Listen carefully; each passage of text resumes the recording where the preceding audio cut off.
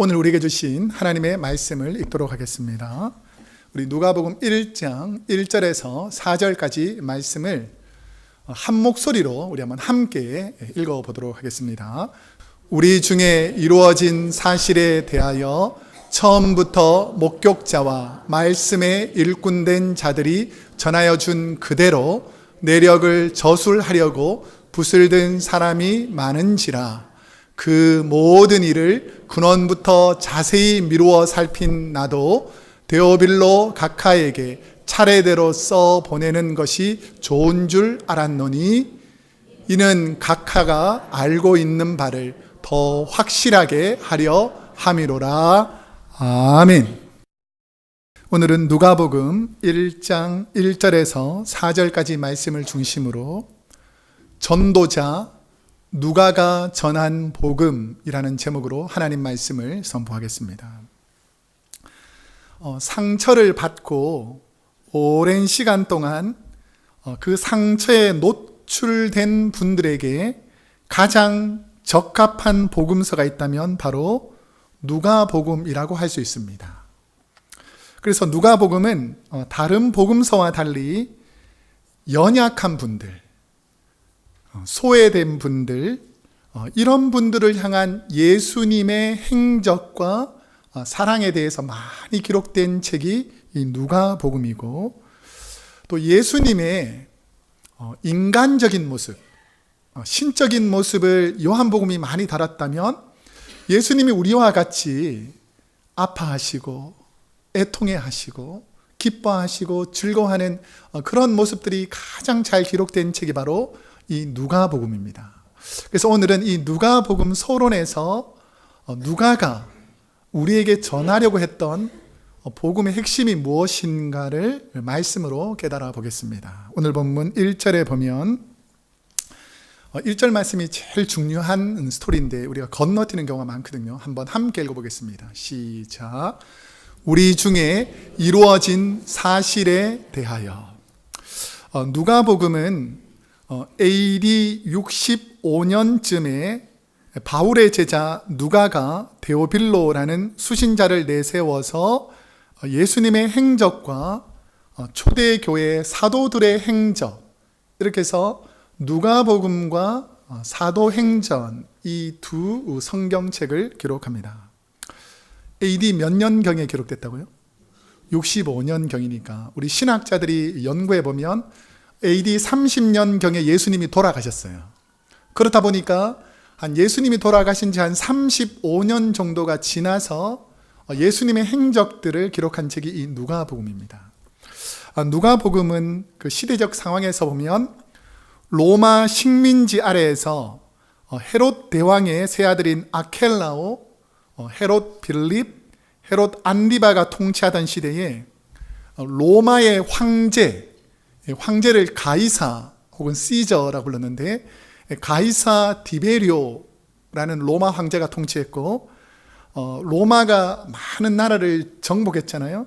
그런데 이스라엘 전체를 통치하던 로마에서 파견된 총독, 최고 관료가 본디오 빌라도가 통치하던 시대입니다. 그 시대에 누가가 어떠한 사람이었는가를 우리 성경에서 살펴보면 그 힌트가 나오는 것이 골로새서 4장 14절입니다. 골로새서 4장 14절. 이곳에 보면 바울에게 사랑받는 어떤 직업이 있다고요? 의사 누가라고 소개합니다. 이분이 어떤 분이냐면 바울의 주치 의사로, 그러니까 바울이 어렵고 힘들 때마다 바울을 치료해 주는 가장 가까운 측근에서 바울을 도와주는 사람이었습니다. 그래서 바울의 1차, 2차, 3차 전도를 파송한 교회가 있어요. 바울의 1차 전도여행, 2차 전도여행, 3차 전도여행을 파송한 그 교회가 이스라엘 바로 북쪽에 오늘날 시리아라고 알려진 그 나라, 그곳에 있는 수리아 안디옥 교회 출신. 그러니까 마태, 마가, 요한은 유대인 출신입니다. 그런데 이 누가만 시리아, 이방인 출신이면서 복음서를 이방인들을 향해서 기록한 분이 바로 이 누가 누가라는 분입니다.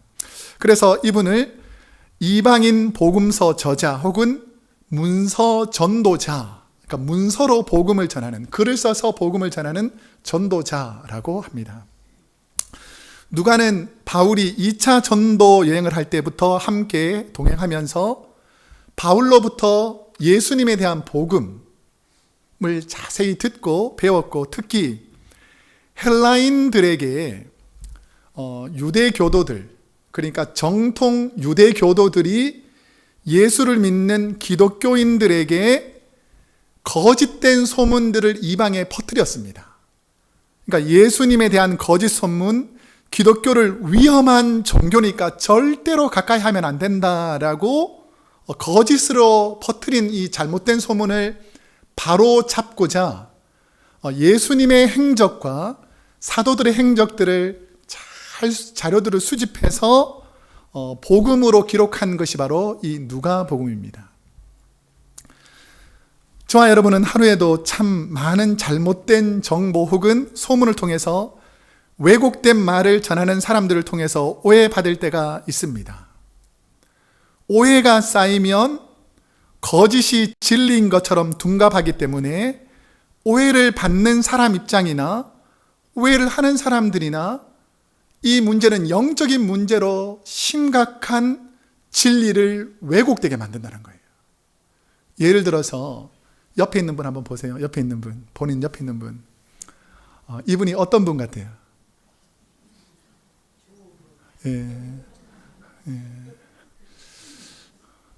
우리가 보고 잘 모르잖아요. 그런데 내가 좋은 시각으로 계속해서 바라보면 이분의 좋은 면이 자꾸 보입니다.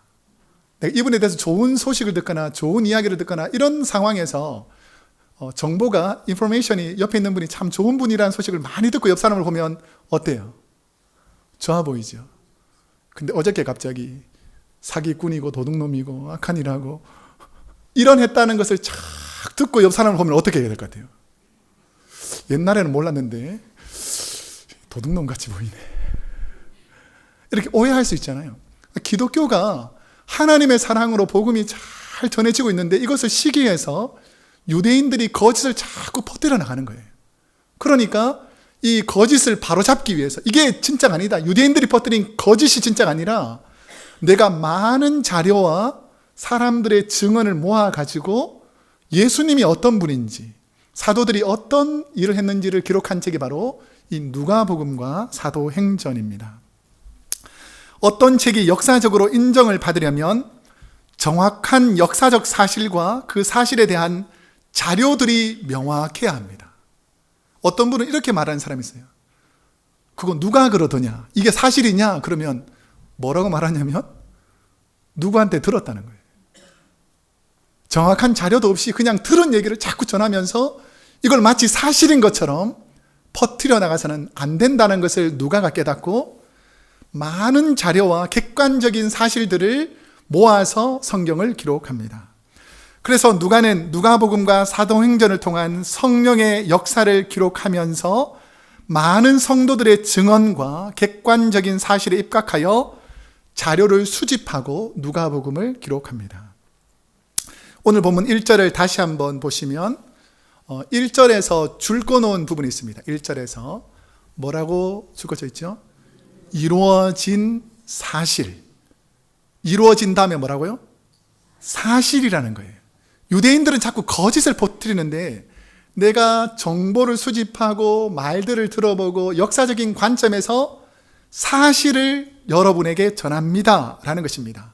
그러면 이루어진 사실이라는 단어가 헬라 원어의 의미는 뭐냐면 두 가지 단어가 합쳐진 단어인데 충만하게, 그러니까 몇 가지 이 사람들의 얘기만 모은 게 아니고 충만한 여러 자료를 다 충만하게 모아서 가져오다, 그러니까 자기가 잘 정리해서 가져왔다라는 뜻입니다. 그래서 이 두 단어에 합쳐서 이루어진 사실이라는 것은 충분한 예언에서 가져온 가장 확실하게 인정된 사실만을 기록했다는 거예요. 그래서 원어에 가깝게 다시 해석해 보면 구약에 예정되었던 많은 사건이 확실히 성취된 사건이다라는 의미를 가지고 있습니다.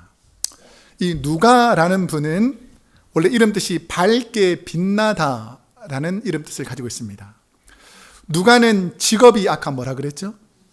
의사라 그랬죠. 그러니까 의학을 체계적으로 배운 의사이면서 또한 역사에 관심이 많았기에 역사가의 입장에서 예수님에 대한 기록을 역사적 입장에서 객관적이고 사실적인 면에서 누가복음을 기록합니다.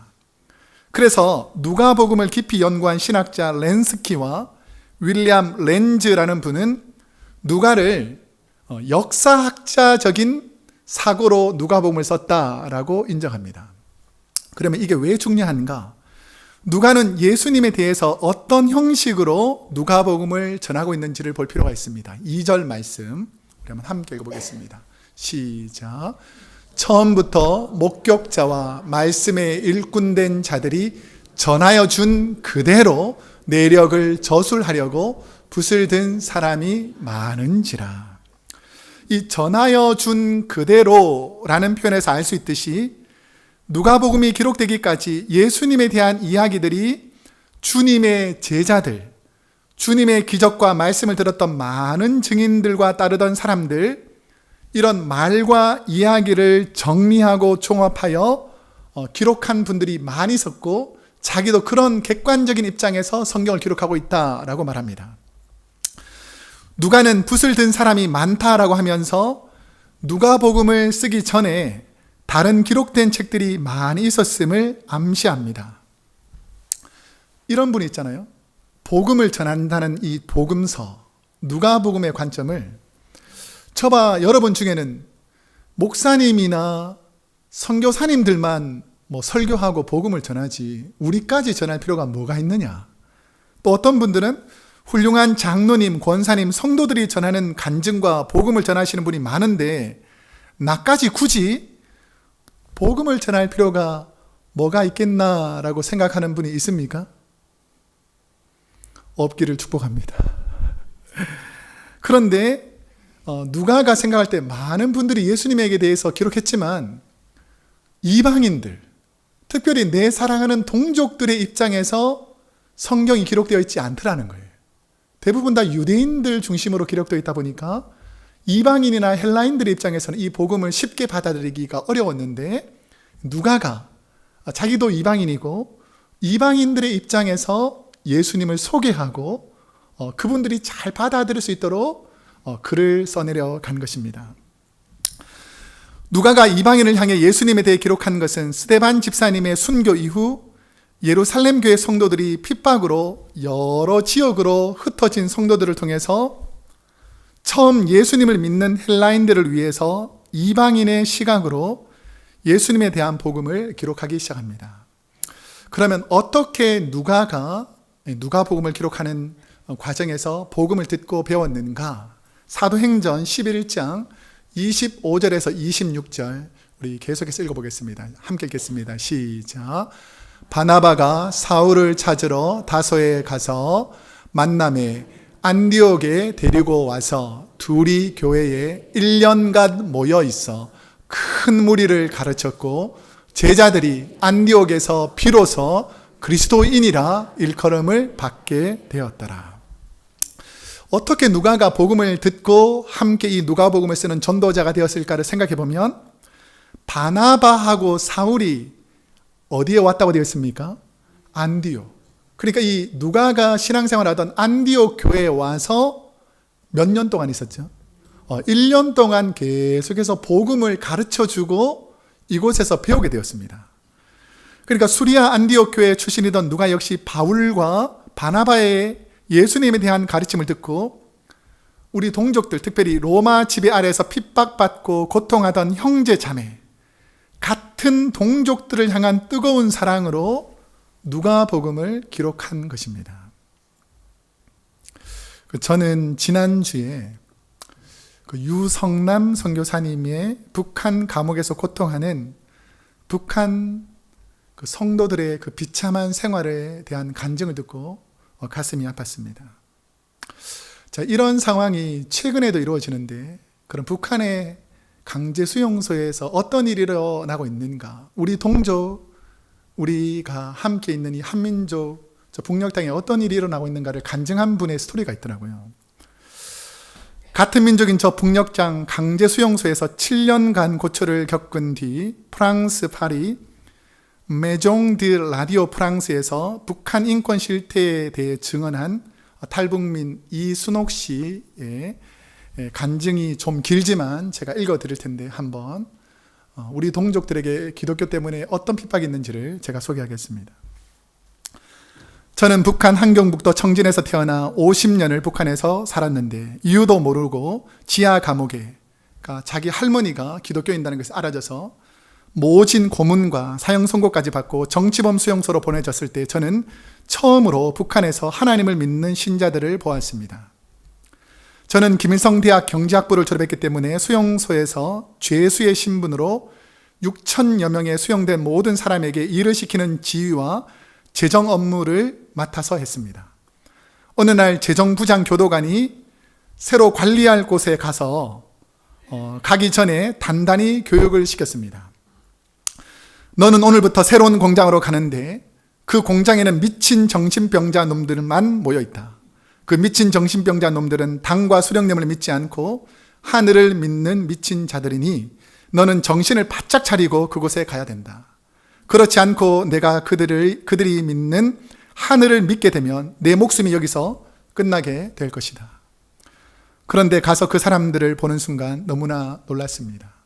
1500도 이상 시뻘겋게 타오르는 용광로의 작업장이었는데 그곳에서 사람들이 움직이는 걸 보니 짐승 무리 같기도 하고 외계인 같은 사람의 모습을 찾아볼 수가 없었습니다.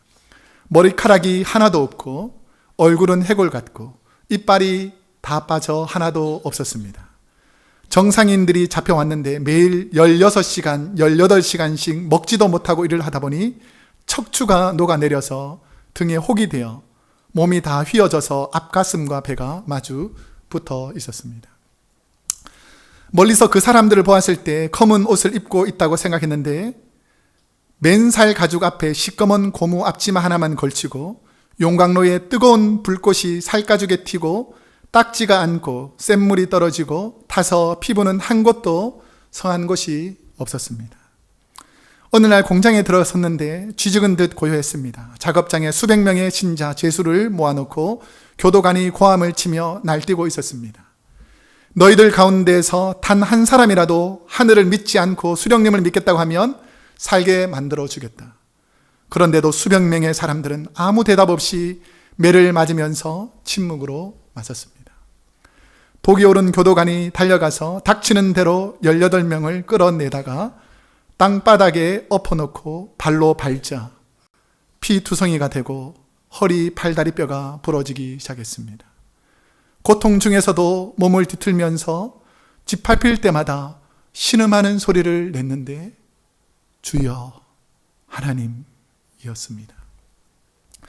미쳐 날뛰던 교도관은 수령님과 당을 믿는 우리가 사는가 아니면 하나님을 믿는 너희가 사는가 보자면서 용광로에 펄펄 끓는 쇳 물통을 피투성이가 된 그 신자들 위에 부었습니다. 그 사람들은 순식간에 살이 녹고 뼈가 타서 숯덩이가 되어버렸습니다. 저 사람들이 저렇게 불에 타 죽으면서까지도 믿는 하늘이 진짜로 어디에 계신다면 나도 이곳에서 살려달라고 저렇게 무서운 짓을 하는 자들에게서 하늘에서 벌을 내려 달라고 이곳에서 벗어나게 해달라고 기도했습니다. 마음속으로 부르짖으며 자나깨나 하늘을 찾고 또 찾고 기원했습니다. 공개 처형 때는 하늘을 믿는 자들을 맨 앞에 앉히는데 김일성의 명령으로 하늘을 믿는 사람들은 무릎 사이에 목을 끼우고 땅에 엎드리게 했습니다.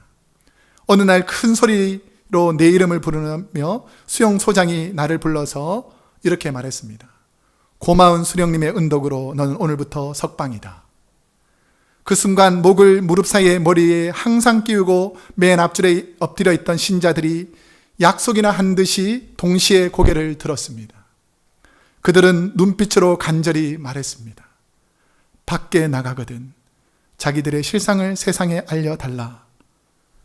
저는 북한의 수용소에 갇혀 있는 그 신자들의 간절한 눈빛을 지금도 잊을 수가 없습니다.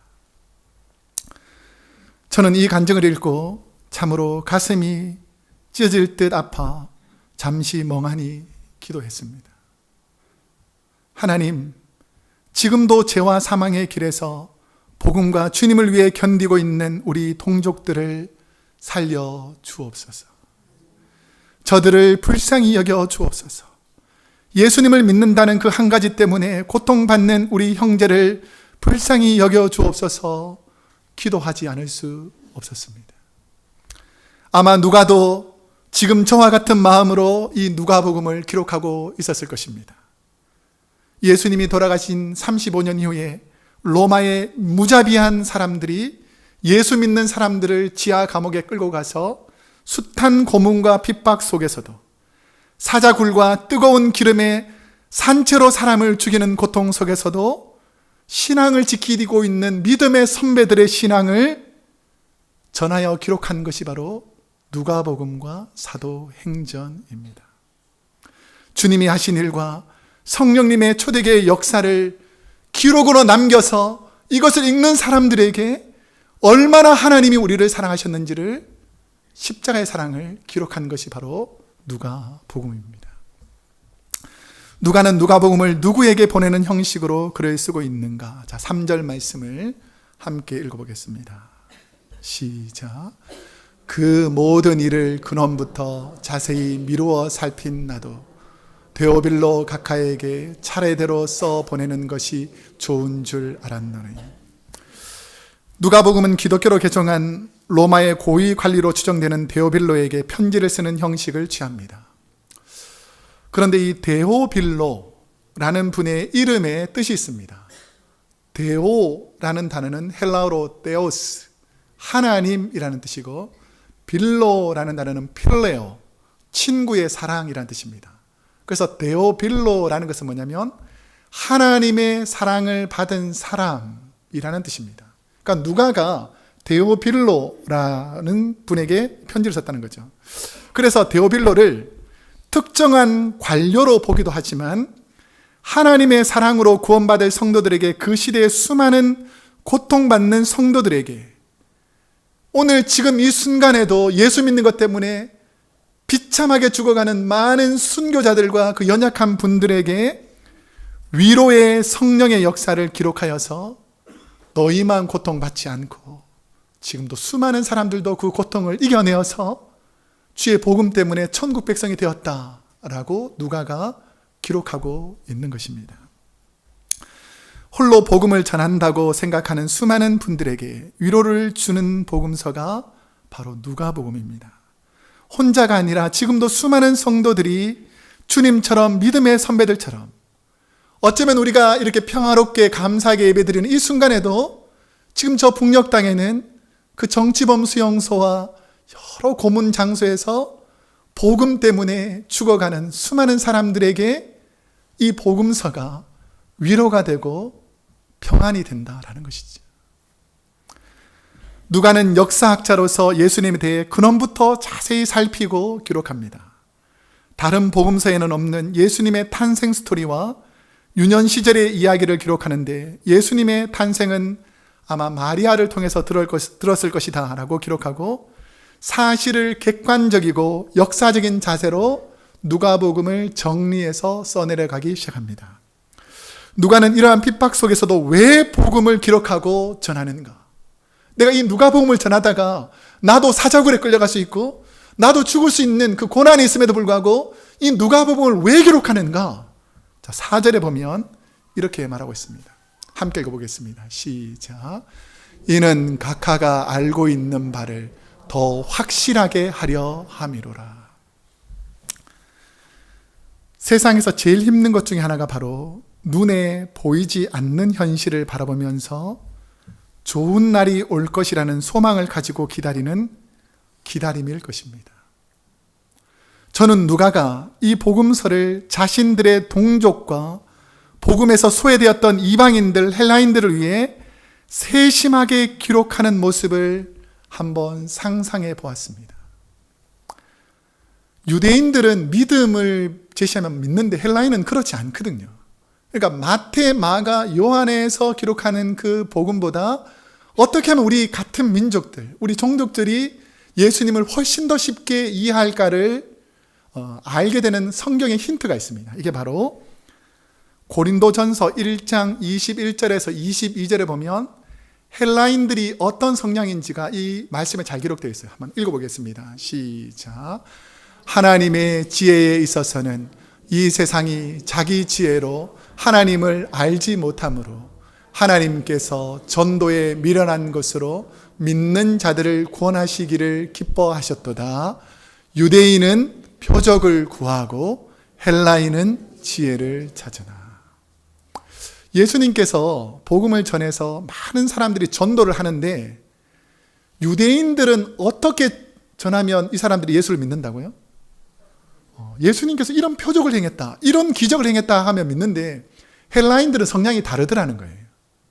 그런 표적 때문에 예수님을 믿는 것이 아니라 이게 참 진리다, 이게 참 지혜다라고 충분히 논리적으로 해석되고 이해되어야 헬라인들이 복음을 받아들인다는 것을 알고, 이 누가복음에 보면 수많은 예수님의 지혜의 사건들과 비유의 스토리가 누가복음에 가득 차 있습니다. 왜 그랬을까요? 누가가 이방인으로서 그들의 형제들을 사랑하는 마음으로 그 많은 내용들을 누가복음에 기록했습니다. 혹시 마태, 마가, 누가, 요한 중에서 어느 성경책이, 장수로는 마태가 제일 길잖아요. 근데 내용이 어느 책이 제일 긴 줄 아세요? 누가복음이 제일 깁니다. 그리고 성경에서 거의 반 정도 차지하는 게 누가복음과 사도행전이라고 할 정도로 엄청나게 많은 분량으로 헬라인들, 이방인들 위해서 성경을 기록한 사람이 누가입니다. 누가는 이러한 헬라인들의 성향, 지혜를 깨달을 때 믿음을 가지는 동족의 성향을 잘 알고 사복음서에서 가장 많은 예수님의 지혜와 지식이 깃들어 있는 설교와 비유의 내용들을 다른 복음서와 다르게 많이 기록하고 있습니다. 동족들을 향한 따뜻한 배려라고 볼 수 있습니다. 그러면 왜 동족들에게 우리가 주의 복음을, 우리 가장 가까이 있는 같은 민족에게 왜 더 큰 사랑을 가지고 복음을 전해야 하는가? 사도 바울은 그 이유를 디모데전서 5장 8절에서 이렇게 기록합니다. 한번 읽어보겠습니다. 시작. 누구든지 자기 친족, 특히 자기 가족을 돌보지 아니하면 믿음을 배반한 자요, 불신자보다 더 악한 자니라. 왜 사도 바울이 이런 말씀을 했냐면, 예수를 믿는 사람들은 복음의 영향력이 가장 가까운 사람에게서 형성되어 있지 않으면 가짜라는 거예요. 가짜. 나는 예수 믿는다고 하면서 내 배우자나 내 자녀나 내 이웃들이 나를 통해서 전혀 복음을 바라볼 수 없다면 내가 가짜라는 거예요. 여러분, 복음의 진짜가 되기를 축복합니다. 내 동족, 내 친구, 내 형제 자매를 향한 사랑이 없다면 무엇을 해도 배반하는 거예요. 믿음을. 불신자보다 더 악한 사람이라고 사도 바울이 강력하게 책망하고 있습니다. 올 한 해 우리 크로스웨이 교회에 민족과 열방을 향한 뜨거운 사랑이 회복되시기를 축복합니다. 이제 말씀을 맺겠습니다. 지난 1월 달에는 저희 교회에 사업하시는 분들의 사업장을 두 분의 장로님들과 함께 신방하며 기도했습니다. 힘들고 어려운 이민 사회에서 변함없이 도우시는 하나님을 기대하면서 신앙생활 하시는 우리 성도님들을 위해서 격려하고 기도하는 시간을 가졌습니다. 저희가 어렵고 힘든 사업장에 신방하면서 기도 제목을 물어봤어요. 가장 많은 기도 제목이 뭔 줄 아십니까? 사업장 잘 되게 해달라는 게 아니에요. 내가 더 부유하게 풍요롭게 살자는 게 아닙니다. 가장 많은 기도 제목이 믿지 않는 우리 자녀, 믿지 않는 우리 배우자, 내가 물질과 이 세상의 명예보다 더 중요한 것은 죽어가는 우리 자녀들 하나님 앞에 나와 구원받게 해달라는 것이 가장 큰 기도 제목이었어요. 여러분, 우리 교회 기도 제목이 뭐여야 합니까? 교회가 더 큰 건물을 짓는 겁니까? 더 많은 성도들이 우리 교회를 채우는 것입니까? 더 많은 재정으로 물질을 불리는 것입니까? 아닙니다. 주님께서 우리 교회를 세우신 목적은 단 한 가지입니다. 지금도 복음을 한 번도 들어보지 못한 영혼, 복음을 향해서 지금도 핍박받는 우리의 민족과 동족과 열방을 향해서 우리가 살아있는 날 동안 주님의 사랑을 전하기 위해 최선을 다하는 것이 바로 우리 주님이 우리 교회에, 우리 성도에게 주신 사명이라는 것입니다. 복음은 가까운 가족과 성도들, 이웃들에게 주님을 향기를 드러내는 데서부터 시작되어야 합니다. 저는 우리 크로스웨이 교회가, 그리고 우리 성도님들 모두가 연약한 이웃, 가정을 넘어 세계와 열방을 향해 복음 전하는 그 성도님들이 되어서 누가가 같은 동족을 향해서 뜨거운 사랑으로 복음을 전했던 그 사랑이 오늘 우리에게 있기를 축복합니다. 기도하겠습니다.